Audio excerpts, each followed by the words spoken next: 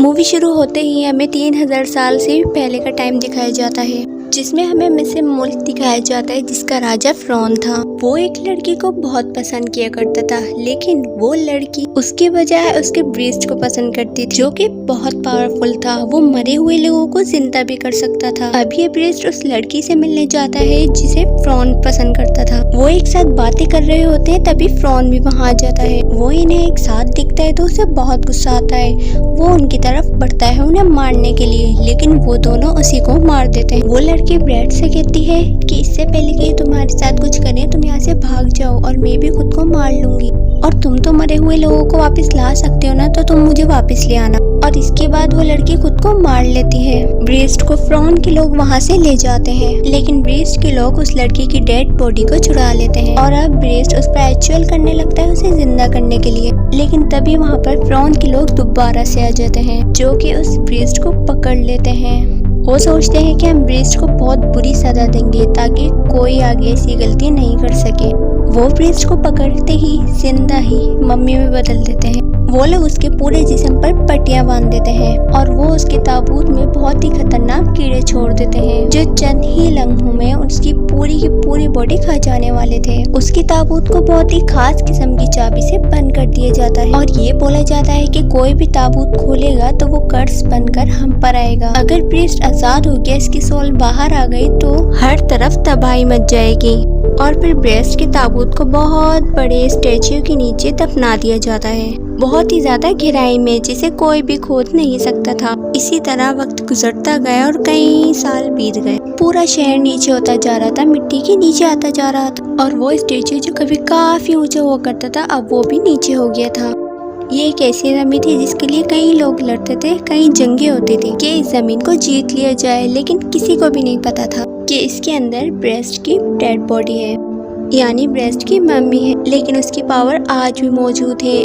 उस जमीन के नीचे कई 100 सालों से वो ताकत जमा हो रही है, यानी शैतानी ताकत में बदल रही है। अब इसी जगह पर एक फ्रेंड सोल्जर भागते भागते आता है। उसके पीछे कई लोग होते हैं, लेकिन वो सोल्जर भागते भागते उस स्टैच्यू के पास पहुंच जाता है। ये एग्जैक्ट वही स्पॉट था जहाँ पर उस ब्रैड की मम्मी थी, और जो इसके पीछे थे वो डरकर भागने लगते हैं। उनकी जाते ही जमीन में कुछ होने लगता है, उसकी मिट्टी ऊपर आती है। उस फ्रेंड सोल्जर का नाम रिक होता है।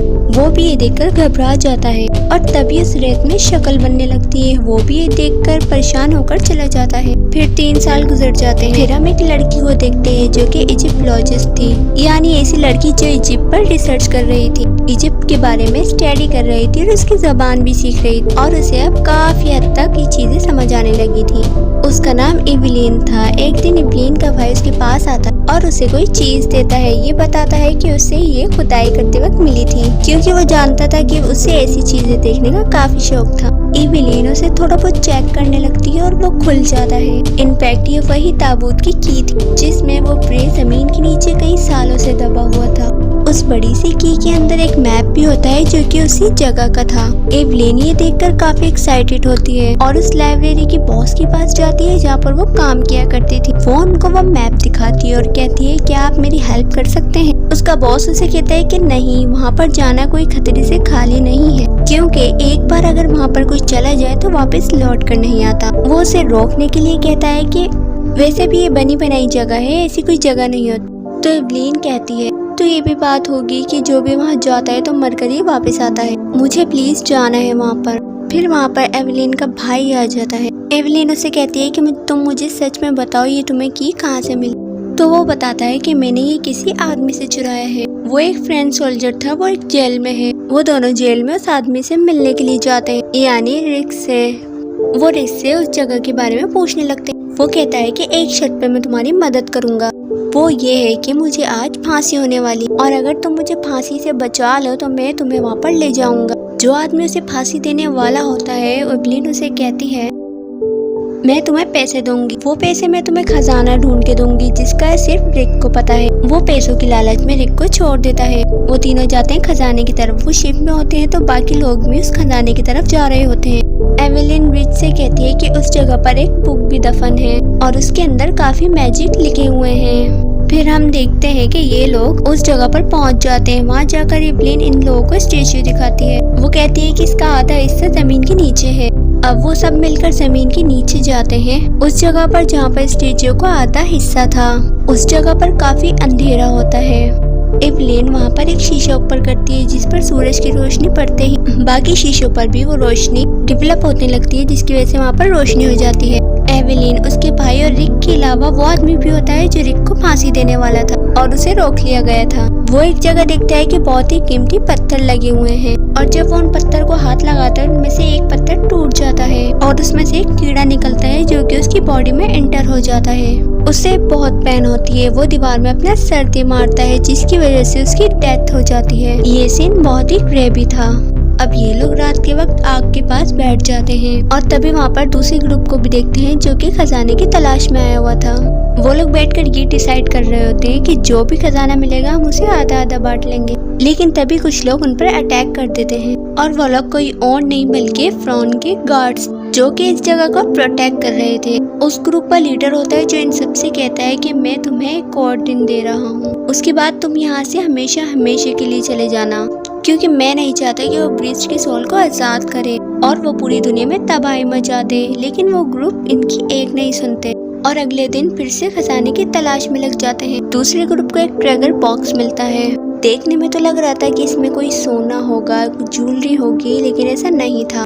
उस बॉक्स के बाहर एक किस्म की वार्निंग लिखी हुई थी कि किसी ने भी मरे हुए इंसान को जिंदा किया तो वो उनका कर्ज बन जाएगा और जो इन पर ही पड़ जाएगा। वो कहता है कि कोई भी इस बॉक्स को खोलेगा तो वो ब्रेस्ट की सोल उसे मार देगी और फिर उसका खून चूसकर इस दुनिया में आ जाएगा कब्जा करने के लिए।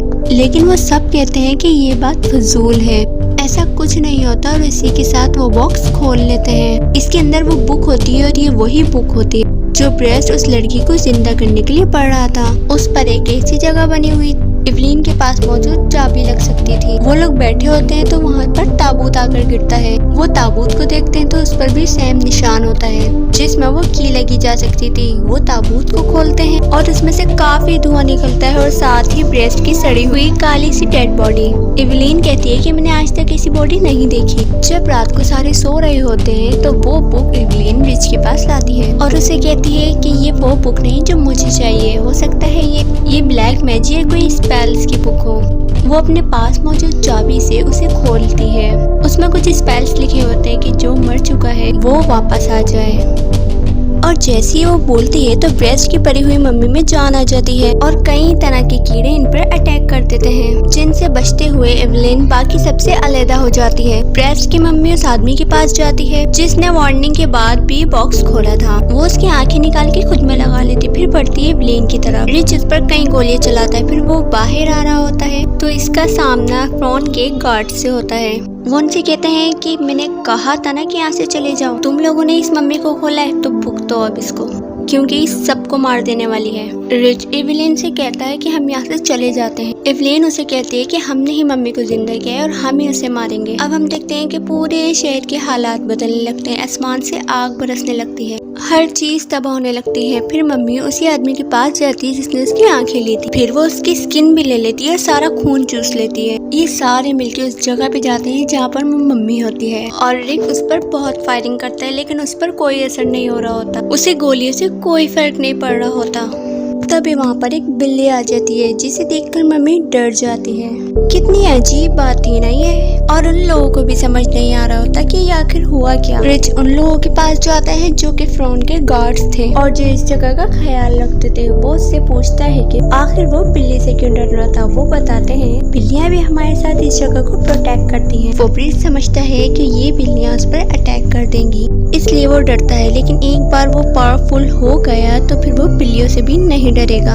वो समझ जाते हैं कि ब्रिज की मम्मी उन्हें मार कर ही दम लेगी, जिन्होंने इस बॉक्स को खोला, और उन 4 में से एक को तो वो पहले ही मार चुका था। एवेलिन उस जगह के गार्ड्स को ये बताती है, जब ब्रेव्स की मम्मी ने मुझे पहली बार देखा था तो पता है उसने मुझे किस नाम से बुलाया? उसी नाम से जिस लड़की को फ्रॉन पसंद किया करता था और जिसके साथ इसका रिलेशनशिप था। वो लोग यानी इस जगह के गार्ड्स उसे कहते हैं कि बहुत बुरा हुआ। उसने जिंदा होने के बाद सबसे पहले जो काम करना था वो ये था कि जिस लड़की को वो पसंद करता था उसको इस दुनिया में वापस लाना चाहता था। इसके लिए वो तुम्हें सेक्रीफाइस करेगा और इसी वजह से वो तुम्हें इस नाम से पुकार रहा था।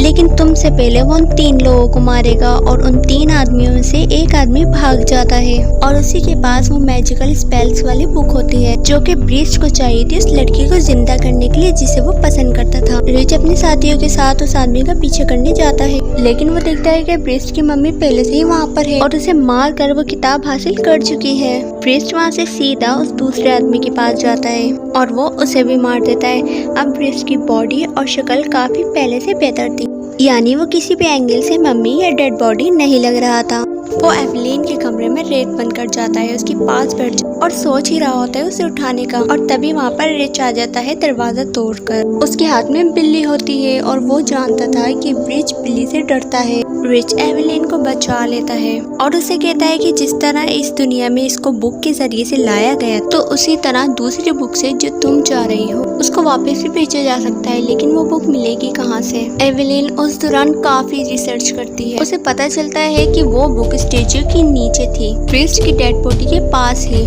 उसी तरह वो गोल्डन बुक जो वो उसे हासिल करना चाह रही है वो दूसरे स्टेच्यू के नीचे दबी हुई है जो कि उस जगह की दूसरी तरफ है। फिर ये लोग वहाँ पर जाने लगते हैं तो देखते हैं कि वहाँ के सारे लोग प्रीस्ट के गुलाम बन गए हैं क्योंकि वो जानते हैं कि वो वापस आ चुका है और अगर उसके सामने इनकार किया तो वो हमें मार डालेगा। अब वो ब्रीच पड़ता है एवेलिन की तरफ और उससे कहता है कि मेरा हाथ थाम लो, सब कुछ ठीक हो जाएगा। और एवेलिन को ऐसा ही करना पड़ता है, वो उसका हाथ थाम लेती, लेकिन उसने झूठ कहा होता है। वो एवेलिन को अपने साथ ले जाता है और बाकी को कहता है कि इन्हें मार दो, लेकिन रिचर्ड उसके साथ ही किसी तरह से अपनी जान बचाकर वहाँ से चले आते हैं कुछ करने के लिए और कहते हैं कि हमें जल्द से जल्द दूसरे स्टेच्यू को ढूंढना होगा ताकि हम वो बुक ढूंढ कर उससे वापस भेज सकें। दूसरी तरफ वो प्रीस्ट मम्मी को जिंदा करता है और रिच की तरफ भेज देता है ताकि वो उसे बुक ढूंढने से रोके, लेकिन रिच जैसे तैसे करके इस बुक तक पहुंच ही जाता है और फाइनली उसे वो बुक मिल जाती। दूसरी तरफ हम देखते हैं कि प्रीस्ट उस लड़की को ला चुका था इस दुनिया में जिसे वो पसंद करता था। उसने उसकी मम्मी में जान भी डाल दी थी जो कि मूव कर पा रही थी, लेकिन साथ ही साथ उसे ठीक करने के लिए एवेलिन की सैक्रिफाइस चाहिए था, यानी एवेलिन की सोल लेकर उस लड़की की बॉडी में डालना चाहता था।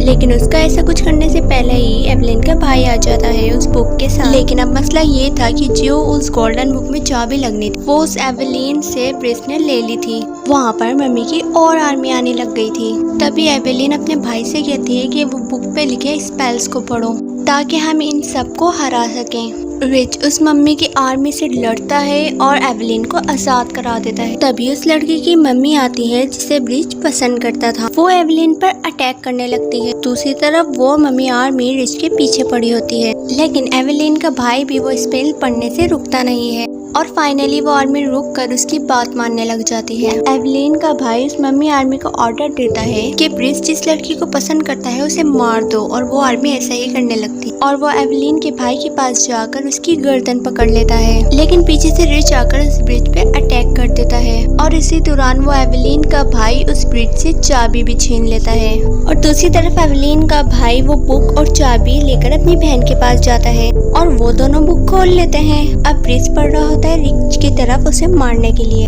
और तभी एवेलिन उस बुक में से स्पेल्स पढ़ने लगती है। तभी कुछ इनविजिबल एनिमल्स आते हैं जो बहुत सारी पावर्स रखते थे, वो ब्रीच की बॉडी में से गुजर कर जाते हैं जो कि ब्रीच में से सारी एनर्जी सारी पावर्स अपने साथ ले जाते हैं। ब्रीच अब एक नॉर्मल इंसान था। रिच अपनी तलवार से उसे मार देता है और ब्रीच की मरते ही वहाँ के सारे दरवाजे बंद होने लगते हैं। अब एवेलिन का भाई और रिच जैसे तैसे करके भागकर बाहर आ जाते हैं और बाहर निकलते ही वो पूरी जगह जमीन के अंदर चली जाती है। अब लास्ट सीन में हम देखते हैं कि जिस ऊँटों पर ये जा रहे होते हैं उस ऊँटों पर काफी खजाना होता है। इस बात का ये मतलब है कि ये लोग अपने साथ काफी खजाना भी ले आए थे। वहाँ पर उस जगह के गार्ड्स यानी फ्रॉन के गार्ड्स होते हैं, वो उनका शुक्रिया अदा करते हैं और वो भी उस जगह को प्रोटेक्ट करते करते थक चुके थे। और इसी के साथ ही मूवी एंड हो जाती है। Thanks to watching.